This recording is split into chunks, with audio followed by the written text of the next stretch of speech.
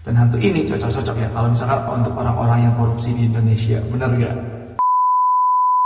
Nah, kemarin kan kita udah bahas yaitu yokai. Sekarang kita akan bahas lagi terkait perhantuan dalam mitologi Jepang, yaitu yurei, yang sama-sama mirip kayak yokai, tapi lebih berbeda. Tapi daripada penasaran, kita langsung aja ke ceritanya. Dan sebelum ke ceritanya, jangan lupa buat teman-teman semua klik tombol subscribe, nyalakan lonceng notifikasi supaya teman-teman tidak ketinggalan video-video terbaru dari Sensei. Bila sudah, tanpa basa-basi lagi teman-teman semua, langsung aja kita gas ke pembahasannya di Poci, podcast cerita mitologi.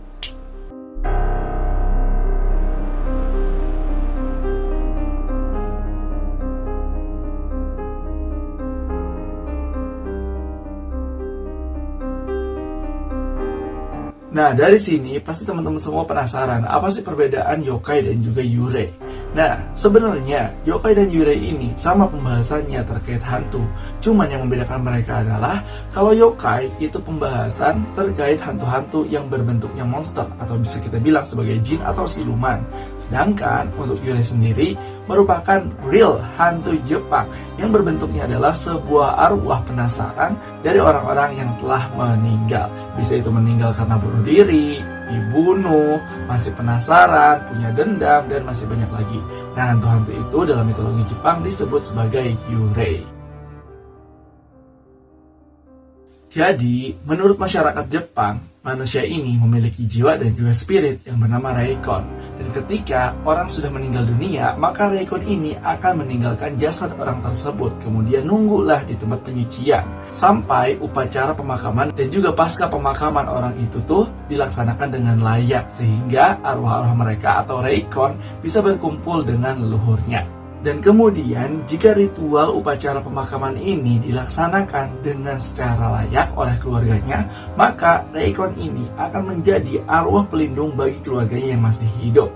Dan mereka pun akan kembali lagi setiap tahunnya pada bulan Agustus di perayaan Obon untuk menerima bela sungkawa dan juga terima kasih dari keluarga-keluarganya yang masih hidup dan mendoakan dirinya. Sedangkan bagi seorang manusia yang matinya ini tak lazim, kayak gantung diri, dibunuh, tenggelam, dan juga ritual atau upacara pemakamannya ini tidak dilaksanakan dengan secara layak, dan apabila juga si manusia ini masih memiliki emosi dari mulai dendam, kebencian, cemburu, dan lain-lain, maka dipercaya oleh masyarakat Jepang, manusia itu akan menjadi arwah penasaran yang disebut sebagai yurei. Dan yurei itu juga akan melewati batas ruang dan waktu antara dunia fana dan juga dunia gaib, di mana mereka ini akan selalu mengganggu dan menjadi arwah penasaran yang mengganggu umat manusia.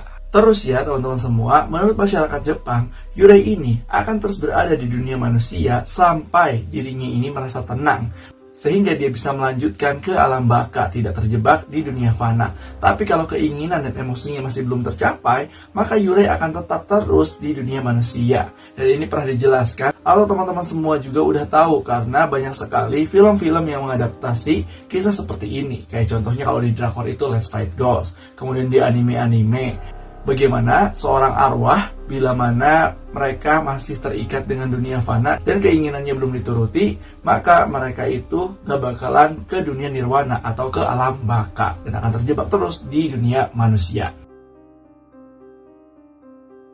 Jadi pada zaman Edo, khususnya untuk agama Taois, sering sekali para pendeta ini menggunakan baju putih maupun itu keluarganya. Bahkan orang yang dimakamkan pasti memakai baju putih yang melambangkan arti dari kesucian, sehingga si mayat ini, reikonya atau arwahnya, akan langsung menuju nirwana. Terus yurei juga digambarkan memakai ikat kepala yang bernama hitai kakushi. Nah, ikat kepala ini berbentuk melingkar, tetapi di depannya itu bentuk segitiga warna putih yang menandakan bahwa mereka ini mayat yang telah dimakamkan. Selanjutnya dikatakan juga bahwa yurei ini memiliki rambut yang warna hitam dan juga panjang, tapi rambutnya ini nggak lurus, melainkan acak-acakan. Lalu untuk tangan dan kakinya, biasanya tangannya itu menjulai lemas kayak gini teman-teman semua. Jadi ya you know lah hantu-hantu Jepang seperti apa. Dan dikatakan juga bahwa yurei ini tidak memiliki kaki, sehingga dia berjalan dengan melayang yang memberi kesan makin horor ke masyarakat Jepang. Terus, kedatangan yurei juga biasanya melibatkan salah satu bola api yang bernama Hitodama. Dan biasanya bola api ini berwarna biru, hijau, ungu. Gimana sifat atau emosi dari hantu itu.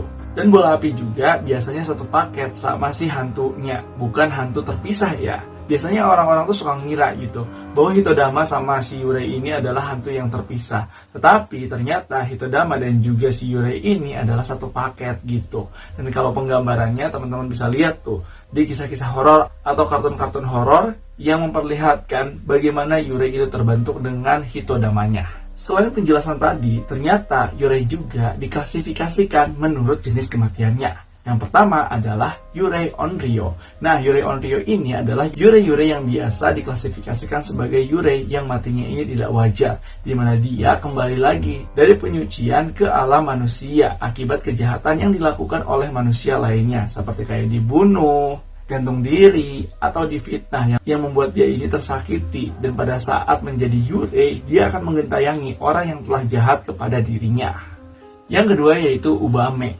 Nah, Ubame ini merupakan hantu atau Yurei dari ibu yang meninggal setelah lahiran atau seorang ibu yang meninggalkan anaknya.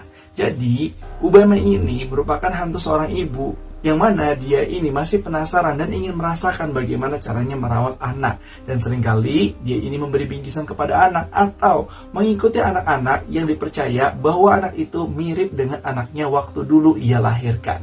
Dan kalau misalkan teman-teman semua ingin melihat penggambarannya, teman-teman bisa nonton di anime Dandadan. Ada salah satu hantu yang sama seperti hantu Ubame, yaitu hantu temannya si Momo yang rambutnya itu panjang. Yang ketiga yaitu Goryo. Nah, Goryo ini adalah hantu dari golongan pejabat atau bangsawan di Jepang. Biasanya mereka ini mati gara-gara dihukum mati atas tindak kejahatannya, dari mulai korupsi, kemudian pelecehan, dan masih banyak lagi. Yang intinya hantu-hantu ini penasaran gara-gara selama hidupnya ini nggak tenang dan tanggung, ngerasa bahwa dirinya itu belum puas dengan hasrat duniawi, sehingga biasanya dia ini selalu menghantui orang-orang yang menghukum mati. Dan bahkan dia tuh selalu berhasrat untuk punya harta dan menguasai ilmu perpolitikan yang ada di dunia, sampai dirinya nanti puas dan tenang. Baru tuh hantu ini biasanya langsung ke alam baka. Dan hantu ini cocok-cocok ya kalau misalkan untuk orang-orang yang korupsi di Indonesia, bener gak? Yang keempat yaitu Funa Yurei. Nah, Funa Yurei ini merupakan hantu dari orang-orang yang meninggal di laut. Dan biasanya hantu Funa Yurei ini memiliki ciri-ciri khusus, dari mulai tubuhnya yang bersisik atau setengah manusia setengah ikan, bisa disebut sebagai duyung. Dan biasanya hantu-hantu Yunafurei ini sangatlah jahat karena biasanya mereka suka menarik orang dari dalam air yang membuat orang itu tenggelam sampai meninggal dunia. Dan arwahnya ini pasti dijadikan teman oleh hantu Funa Yurei. Makanya kenapa masyarakat Jepang tuh selalu menjadikan danau atau laut sebagai tempat yang sakral. Dan selanjutnya masih banyak lagi jenis-jenis hantu, dari mulai samurai, hantu pemikat, dan masih banyak lagi. Tergantung bagaimana orang tersebut meninggal dunia, dan diklasifikasikanlah hantu-hantu tersebut seperti hantu-hantu yang dijelaskan di awal. Nah, itulah ya teman-teman semua terkait pembahasan Pochi, podcast cerita mitologi kali ini, yaitu pembahasan Yurei atau hantu Jepang. Jadi gimana nih menurut teman-teman semua terkait pembahasan kali ini? Apakah seru atau punya pendapat lain? Langsung aja tulis di kolom komentar ya. Dan jangan lupa untuk like, komen, dan subscribe. Nyalakan lonceng notifikasi supaya teman-teman tidak ketinggalan video-video terbaru dari Sensei. Bila sudah, sampai jumpa di video selanjutnya. Bye-bye semuanya.